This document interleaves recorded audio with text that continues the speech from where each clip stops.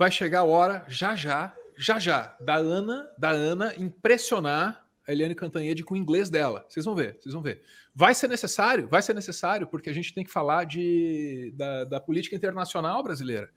Pois é, a ONU, através do seu Comitê de Direitos Humanos, emitiu aí um alerta para as ameaças golpistas do Bolsonaro e, importante, das Forças Armadas, né? Que estão aí todo dia espalhando fake news sobre o nosso sistema eleitoral. Bora pro UOL. Ana, tá contigo? ONU soa alerta sobre eleição no Brasil e pede processo sem interferência. Muito bem. Para variar, é informação exclusiva do Jamil Chad. Só para variar, tá? Só para variar. É a primeira vez que o Jamil Chad cobrindo a ONU dá um furo. Nunca vi isso. Ana. Num ato... Eu tô de sacanagem, tá? Todo furo é do cara. É bom explicar essas coisas, né? Num ato poucas vezes visto em relação ao Brasil, a ONU cobra a independência das instituições nacionais em um ano de eleição. Faz um apelo por um processo democrático, sem interferência, e alerta para a violência contra mulheres, negros e representantes do movimento LGBTI+, como tá aqui, e concorram ao pleito em outubro. O alerta é da alta comissária de direitos humanos da ONU, Michelle Bachelet, que incluiu o Brasil em seu informe sobre situações que preocupam a entidade e que está sendo apresentado nesta segunda-feira diante do Conselho de Direitos Humanos das Nações Unidas em Genebra. Tá. Pega uma informação adicional antes da gente ouvir as palavras da própria Michelle Bachelet. Uma informação adicional por causa de você ter se esquecido. Assim. Ela foi presidente do Chile, tá? E ela é filha de um homem, atenção, que foi morto pela ditadura do Pinochet em 1973. Guarda essas informações porque elas vão ser assim, muito importantes já. Antes disso, vamos ouvir o que ela falou lá na ONU e agora sim, a Ana vai ajudar a impressionar aqui a Eliane Cantanhede porque a Ana vai traduzir esse troço pra gente. Bora. Jesus amado, é muita pressão para this year in November you have elections and I'm hoping that I'm not hoping, I ask that every part of the world that elections should be fair, transparent and that people can participate freely, feeling that it will be a very important democratic moment. Como é que é? Em novembro teremos eleições e ela está esperando, ela se corrige, né? Ou melhor, pedindo para que esse processo possa ser transparente e inspirar confiança nas pessoas. Alguma coisa assim? Você não precisa de mim para traduzir.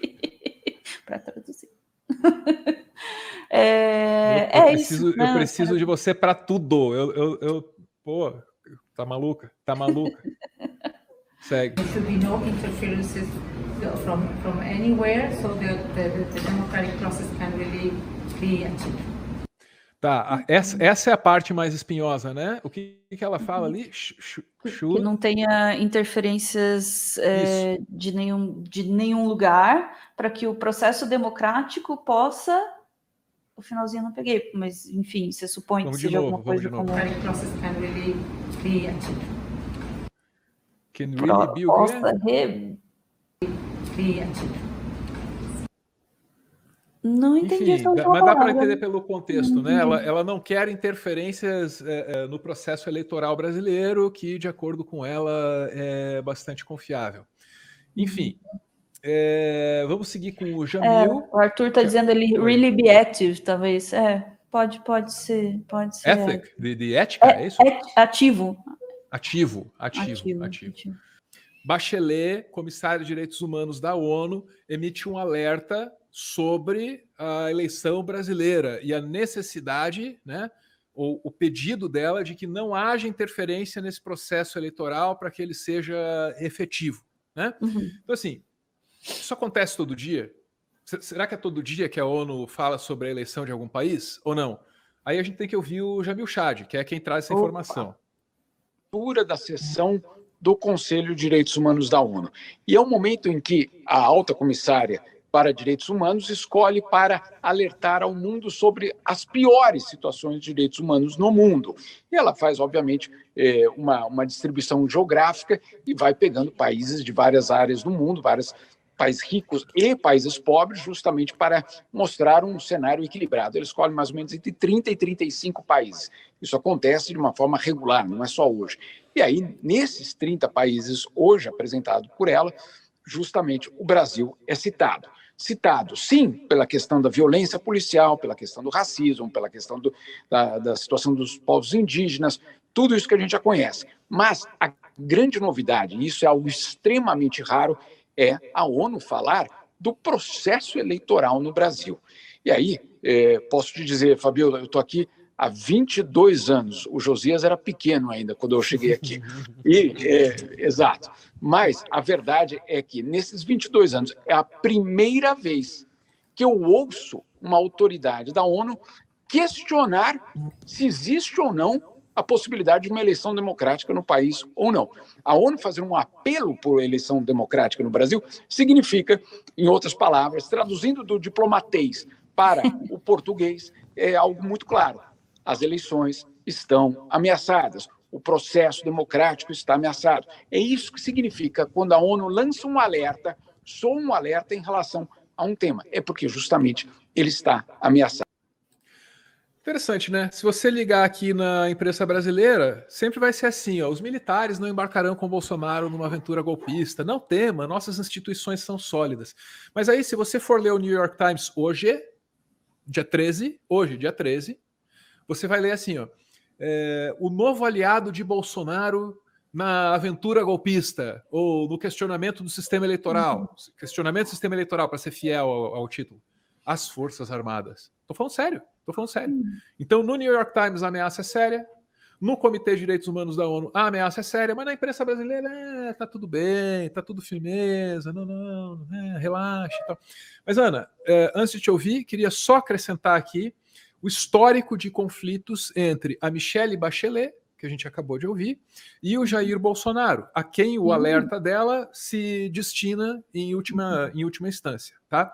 Tem um histórico de treta? Ou você tem, doutora Ana? Tá contigo lá ou não? Vai lá. Dá pena pelo Brasil. As críticas que Bachelet já fez ao governo Bolsonaro. Tá, o que aconteceu aí? O que aconteceu? Do que o UOL de novo, tá? Do que o UOL tá falando ali?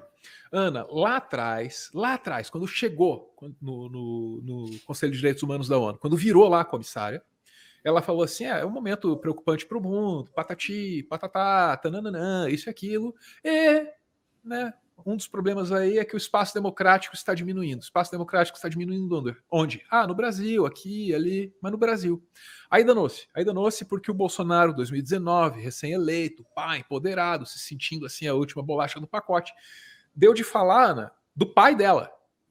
Eu não mencionei aqui agora há pouco que o pai dela foi morto pela ditadura? Então, o Bolsonaro falou assim, você fica aí falando do Brasil, mas a verdade é que se teu pai não tivesse sido assassinado, o Chile seria uma Cuba. Não tem nada mais bolsonarista do que isso, tá? A pessoa fala, chama você para um debate ou fala alguma coisa que você não gostou e você vai lá falando que o pai dela tinha que ter sido assassinado mesmo. Não tem nada mais bolsonarista do que isso. Será que tá na tela aí para Ana? Isso aí é como ela reagiu, tá? Porque foi isso, foi a fala a respeito do pai dela que levou ela a ter essa frase tão forte da pena do Brasil.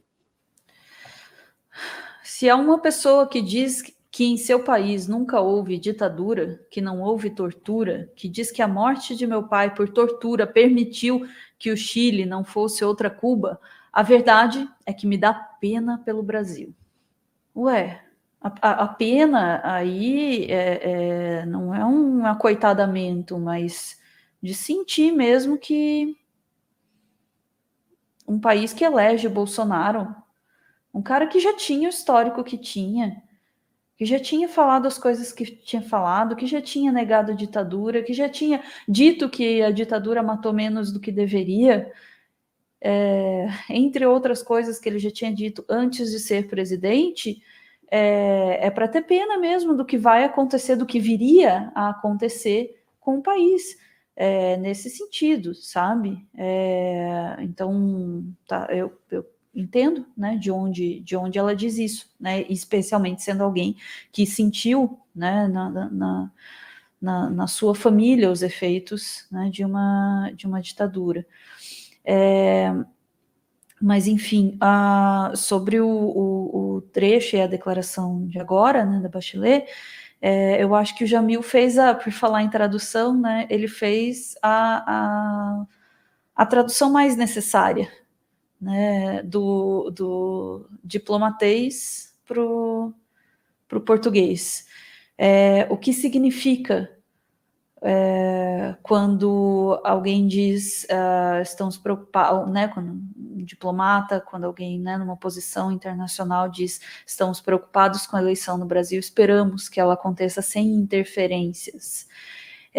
Não diz só sobre a nossa imagem no exterior, claro que isso também faz parte da política, não porque a gente quer que os gringos gostem da gente, mas porque a nossa imagem faz parte de como a gente se posiciona para o mundo, como a gente se põe nos negócios, como a gente se põe nas relações políticas, como a gente é respeitado.